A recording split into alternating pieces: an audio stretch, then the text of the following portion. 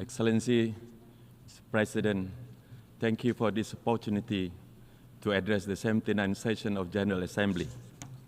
Representing Malaysia, I stand before you today, Mr. President, reiterating our commitment to peace in line with the values enshrined in our esteemed charter. 79 years it has been since the founding of the United Nations. From the dust, the Second World War, we emerged, many of us as new nation states, with a shared goal to build a safer world. Yet, for many of us, it is not a safer world than it was 79 years ago. For many, it has only become a deadlier world. It has become a world in which war can be waged remotely and with impunity, a world in which a drone strike can fatally interrupt a lesson at school, a surgery in a hospital, or a convoy delivery humanitarian aid. We have lost, Mr. President, we have lost against these practices, yet our call for peace are repeatedly ignored and vetoed away. In other words, it is a world in which the mighty continue to silence the meek with far greater weapons than before. Nowhere does this ring truer, of course, than in Gaza. We stand at a critical juncture in world history on the failure of global governance to address the genocide of Palestinians. And it has echoed across the world on the abysmal response by world leaders to end these horrendous crimes. Yet, there are also many of us who have pursued justice for the people of Gaza. For almost 1 year now, we have raised our voices in protest and sought to establish a ceasefire. Again and again, our voices have been shut down in the Security Council through the power of veto. It is clear the mechanisms of Security Council have been abused to enable mass atrocities. Our failure to establish a ceasefire is no longer justifiable. We have run out of excuses, Mr. President. It is time to address the problem. The veto should not be exercised at will. There must be an exception in cases of crimes against humanity and attacks of civilian infrastructure. We must commit ourselves towards reform United Nations. Justice begins with ending impunity and ensuring accountability. For this to be realized, the undemocratic veto must be limited or abolished altogether. The humiliating paralysis of Security Council must be corrected through the empowerment of this General Assembly, where the voices of the majority prevail. Understand this, our willingness to reform is a matter of life and death of countless innocent people. There are children dying between missile strikes and between the words that we speak today. Mr. President, the theme of this General Assembly session is leaving no one behind. In the spirit of this effort, it fills us with hope to see the state of Palestine seated among us today. Malaysia lauds the 143 member states for their support in extending the UN's principle of equality among nations to the state of Palestine this year. And we strongly urge the remaining minority to join the majority. It is time to realize Palestine's right to statehood and full membership in this assembly. It is only through the elevation of dialogue and diplomacy that we can seek a long-lasting solution, not through collective punishment, not through man-made famine, and not through impunity and disregard for international law, Mr. President. Indeed, the elevation of dialogue and respect for international law have been compromised in this assembly for some time now. Israel has violated every international law there is, including the Genocide Convention, Geneva Convention, and human rights treaties. Just months ago, the world witnessed Israel's mockery and utter disrespect of the United Nations in this very hall, with the insolent shredding of the United Nations Charter. Israel's actions with each passing day raise our doubt as to whether it actually believes in the UN system or values its membership in this organization. Its illegal occupation has entrenched a system of apartheid and discrimination against Palestinians.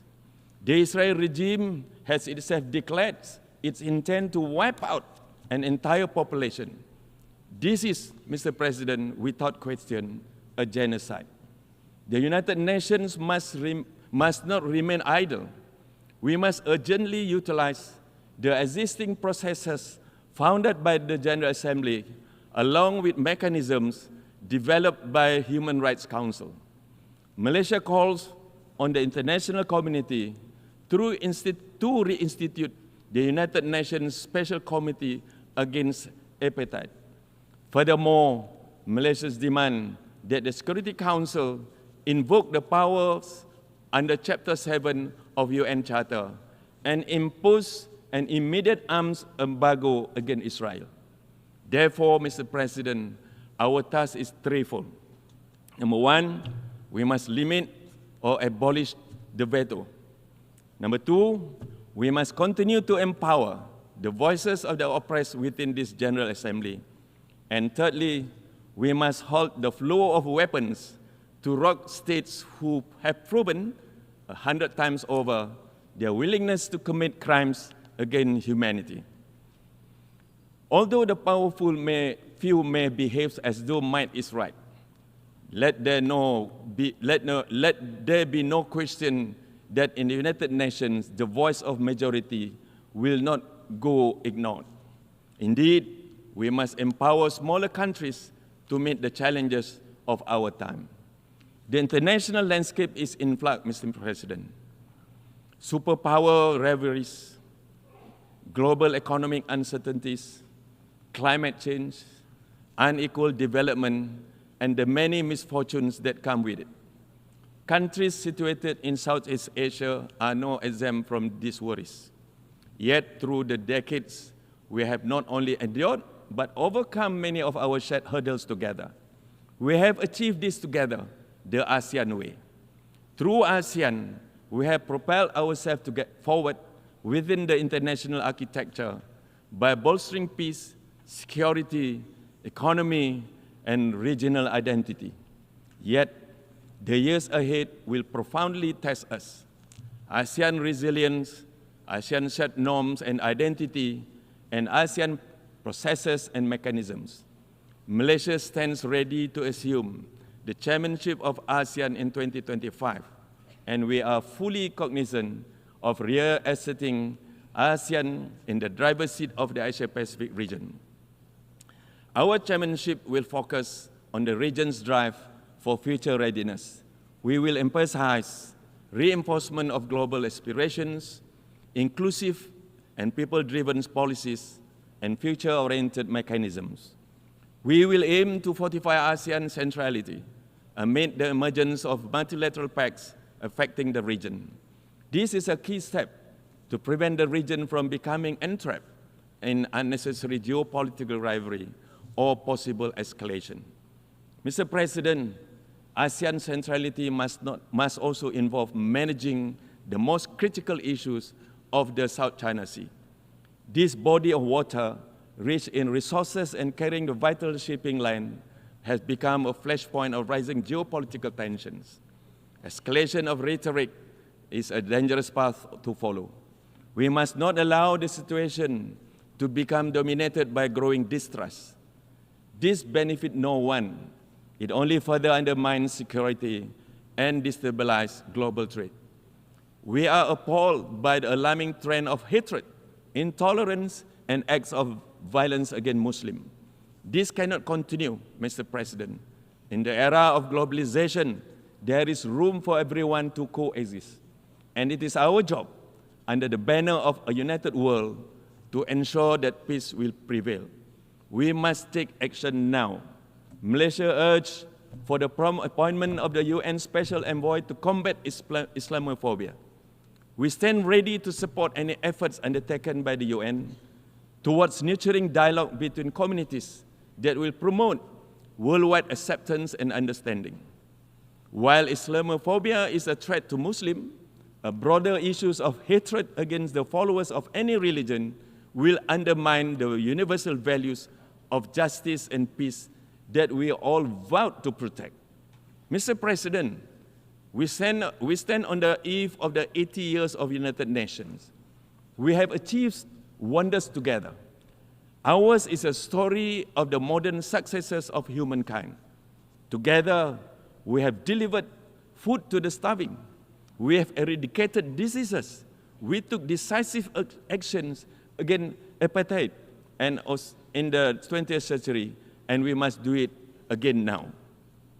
Let our commitment to justice never fail, no matter how formidable the task. Let there be no doubt the question of Gaza is a direct test of the capability of the United Nations. Let this 76-year-old issue not age into a century of our failure to uphold justice. We strongly call for an end to the occupation and for the Israel regime to comply with the decision of the International Court of Justice. Mr. President, let our dreams of free Palestinians live beyond today and beyond the words that we have said. Thank you very much, Mr. President. I thank the Minister of Foreign Affairs of Malaysia. Do you want to watch more videos like this one? If yes, subscribe to our channel and press the bell icon next to it. We have decided to bring videos on something nobody talks about: African politics, economy, and increasing power. Thanks for watching, and until the next video, stay tuned. Tell us what you think in the comment section. Like and share the video, and subscribe so that you don't miss any of our African videos. It's the best way to support us.